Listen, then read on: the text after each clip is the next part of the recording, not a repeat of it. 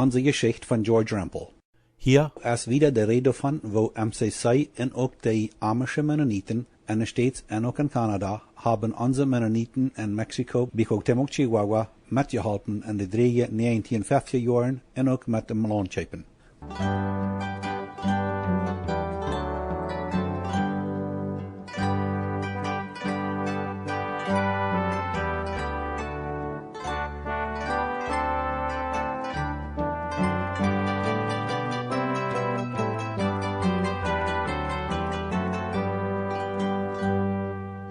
Unsere Geschicht, Nummer 33.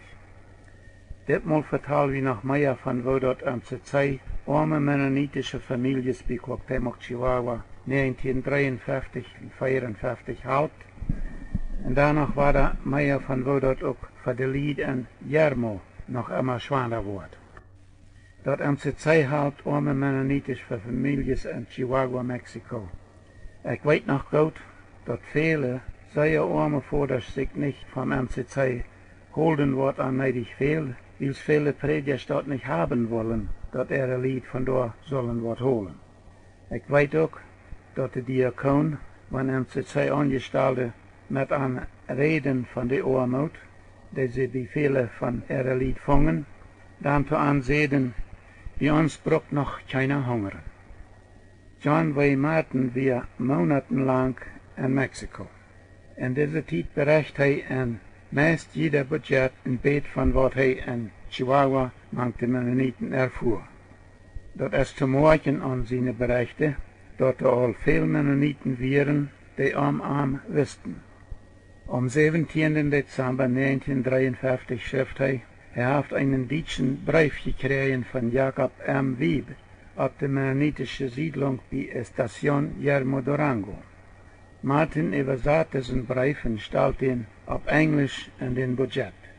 In diesem Brief sagt Jacob M. Wieb, dass er an Johann W. Martin all einmal von der Yermo-Siedlung geredet hat in seinem Schreiben an.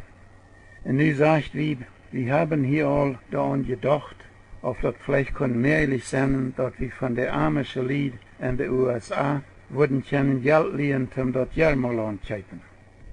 Am 28. Januar 1954 berichtet John W. Martin, dass er von einem Johann Paival in Patos Durango einen Brief gekriegt hat. Martin übersah den Brief auch und lässt ihn in die amische Ehrenbudget auf Englisch instellen. Kort verfolgt lügt das Brief ungefähr so. Uns ältester Peter F. Wiens gab mir den Brief mit dem Check von so und so in Ontario, Kanada. Dat wir eine große Freude in unserer Not so eine Gabe zu kriegen, um die Armsten von unseren Armen helfen. Wir können hier nicht alle als Arme klassifiziert worden, aber durch die lange, knappe Zeit sind auch die nicht so Arme nicht mehr am Stand, die sehr Arme viel zu helfen.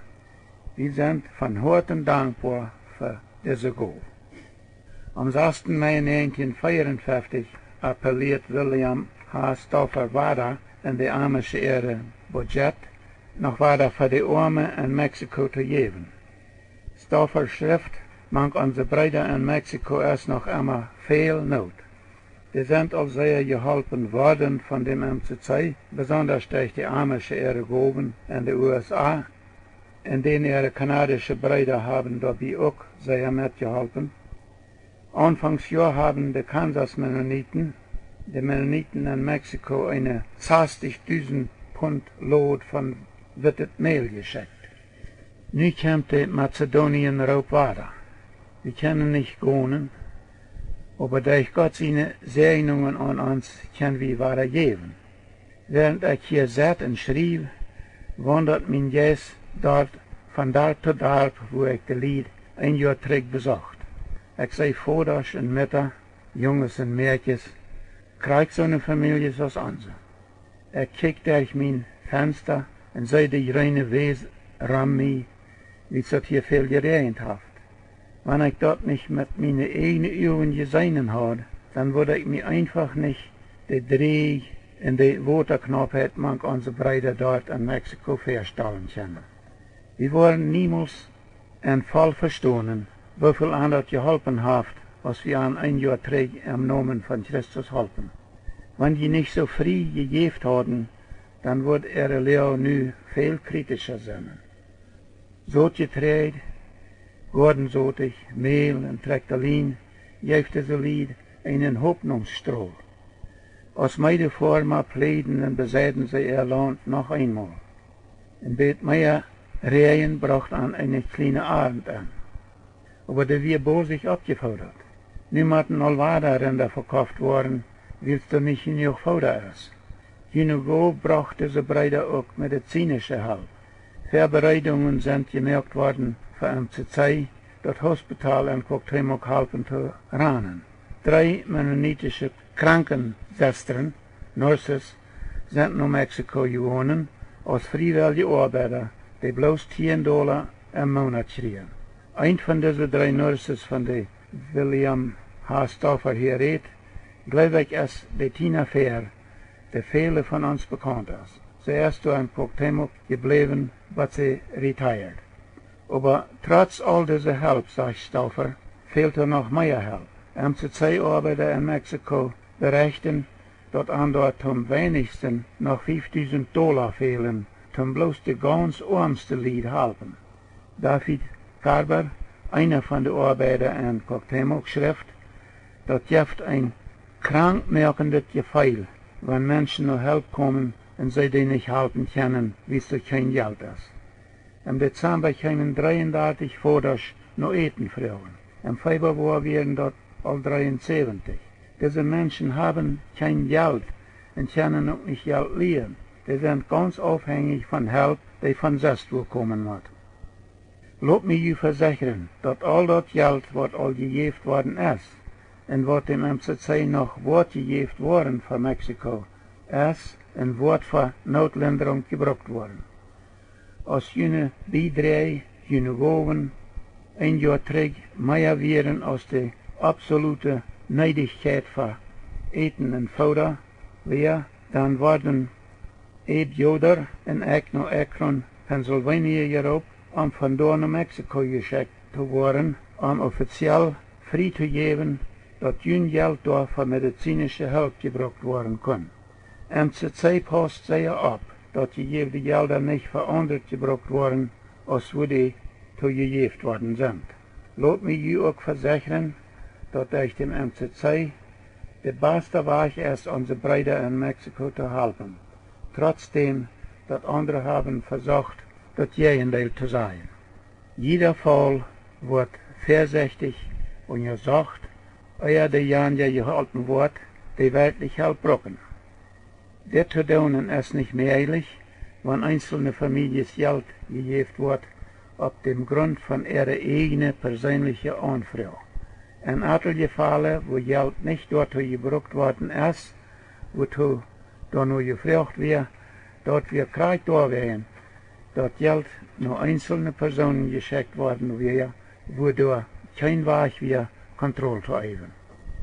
Ich war gefragt worden, nach hier zu kommen, will ich mit meinen eigenen Augen unsere Brüder ihren Kampf dort gesehen haben. Ich sehe an ihre sehr arme Häuser gewasst und habe mit angeredet.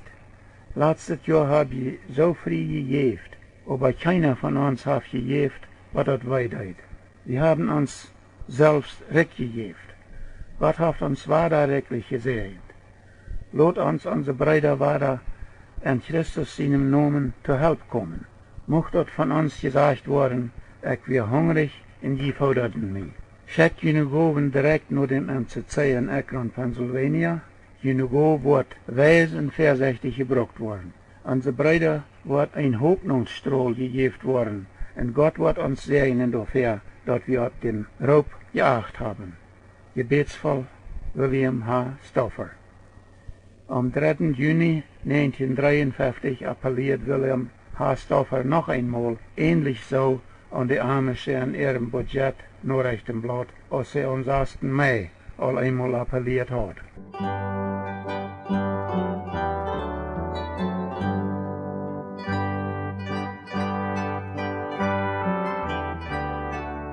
Die wenige mennonitische Formen, die 1954 noch auf dem Jarmoland wirtschaften, Die weten dat 5 Jahre Pachtkontrakt om 1 vom Jahr aufrannt. Und wenn die aufgerannt ist, dann müssen sie, um da noch wieder wirtschaften können, einen neuen Kontrakt machen. Sie versuchen, Finanzierung zu finden, um das Land kaufen zu können. Auf der Manitoba-Kolonie in Chihuahua haben viele Bürger sich 1950 verantwortlich gemacht, ihre angegebene Ackers noch 5 Jahre zu kaufen. Aber als dort bekannt wird, dass auf dem Järmoland auf viele Städten nicht genug Wasser wird, um gute Bewässerungsbarms merken, und da wären all jeder Jahr einzelne Familien von dort zurückgekommen wären, hatten all viele Formen nach Järmotreichen ganz angestellt. Viele fehlten keine Verantwortung, Versprechen zu holen und das Land kaufen zu halten. Viele andere wollen noch Versprechen holen, wären aber zu sehr uitgearmd durch die 3 Jahren, um versprochene Part bezahlen zu können.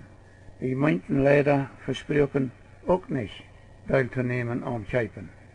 Aber die wenigen Familien, wohnen in das Land so viel in angestärkt haben, so viel investiert haben, die wollen jeden das Land gekauft haben, um nicht all ihr Geld zu verlieren. Jacob M. Wieb hat al 1953 lang de amische Lied in de USA Feilung geholen, auf de Järmolied vielleicht Geld liehen wurden, um dat Järmoland kaufen.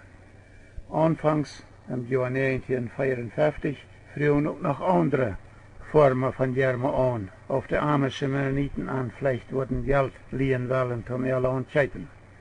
Im Juni 1954 schickten die amische Mennoniten von den USA 3 Männer, Annan U. Christner, John R. Swans und John W. Martin, nach Mexiko, um die Oldkolonie auf der Järmo-Siedlung zu besuchen und die ganze Sache wegen ihrem Landkaufen da zu untersuchen. Im Budgetnachrichtenblatt ist ein Bericht von, wo diese 3 Männer dort wie die Järmolied mit ihrem Land kaufen wollen, gefangen haben. Ich will hier nicht ihren ganzen Bericht weitergeben, aber ich will kurz gefort Worte von sein. Sie schrieben, wir kamen Sinnabend am 19. Juni in Cuauhtémoc, Chihuahua an. Bernhard Penner von Gnadenfeld holt uns von Cuauhtémoc auf. Wir bleiben bei Penners Nacht, Sonntag wir am Salgendart in der Kirche. Abraham Dick droeg da eine begeisternde Predigt für. Die Hauptursache von unserer Reise war die Finanzierung für das Järmoland zu untersuchen, und wir fuhren Montag auf dahin. Wir fuhren mit Gerard J. Rempel dahin. Rempel ist einer von den Vorstehern auf der Manitoba-Kolonie und ist auch Vorsteher Helper für die Järmo-Siedlung. Auf der Järmo-Siedlung wohnen 27 Familien. Diese Leute haben all 120.000 US-Dollar in das Järmoland investiert. Das ist meist 2-mal so viel Geld, als die ganze 13.000 Hektar kosten sollen, wenn sie das Land kaufen wollen. Wenn man erfährt, wo sparsam diese Leute leben, dann kann man nicht anders als gedreven feilen, an uit ihre finanzielle Schwierigkeit rüberzuhalten. Das wird zum Schämen sein, wenn die sollen alles verlieren, will sie auch nicht halten. Am Ende von ihrem Bericht appellieren Annan U. Christner, John R. Swans und John W. Martin an die Budgetleser mit dieser Wied. Das ist nicht mehr lang han, was der Järmolied 5 Jahre Pachtkontrakt uitrannt. Dat is neidig, dat wir bosig da uns schaffen. Lot uns unsere Horten und Geldtaschen opmerken und diese Lied halten. Uns himmlische Vater wird uns die gute Doten und die Bedürftige belohnen. Du und andere wird die wollen an die gedonen haben. Matthäus 2, Vers 12. John W. Martin, von dem wir all Eierbett geredet haben, wir all mehrere Jahre immer weiter mit Familie Taub vor etliche Monaten in Chihuahua, Mexiko gewesen, wegen sein Asthma-Problem. Nu am 12. Dezember 1954, als er seinen Bericht für den amischen Budget schrift, wohnt er mit seiner Familie all an der Station Yermo Durango, Mexiko. Ich verfolge hier nu kort, was er bericht. Hij schrift, de Lied van de USA wären hier bij Yermo en de vergående week welkomne gast. Dat wären an und u Christner, Prediger Benedikt de Gingrich, M.A. Klein en Mart Hostetler. Deze mannen brachten de Yermo-Lied dat Halpt, wat de amische Lied aan gelied hadden om Land schepen.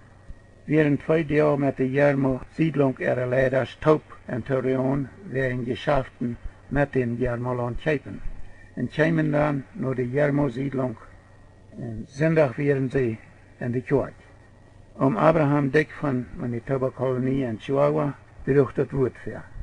Prediger Dick bedankt sich öffentlich dafür, dass die amische Lied, die Yermo-Lied, das Jaltje-Lied hadden, zum Land schepen.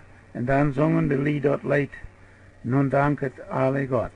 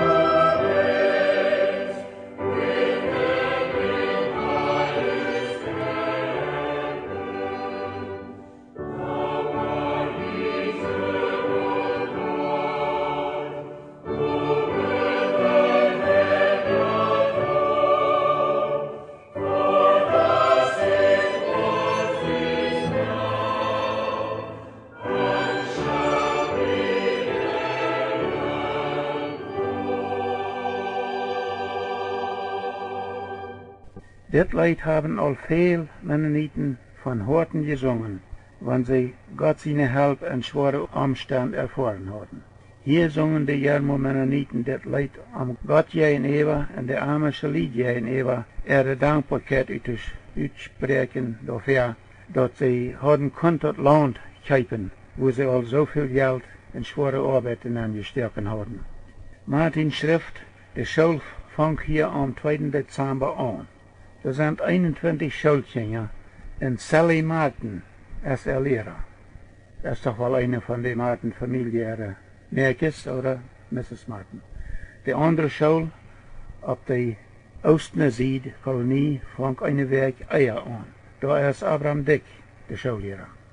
Martin schrift auch noch, ich habe gehört, dass die amische Lied in den USA sind, die da Lust haben herzutragen.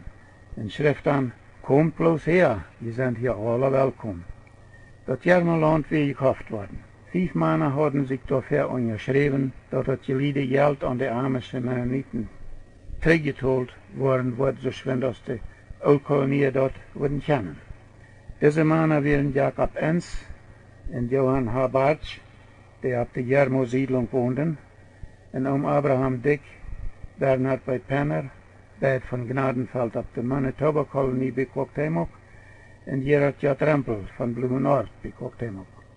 Ab der mennonitische Kolonie in Chihuahua und auch in Durango wären noch viele junge Familien, denen dort an Land fehlt.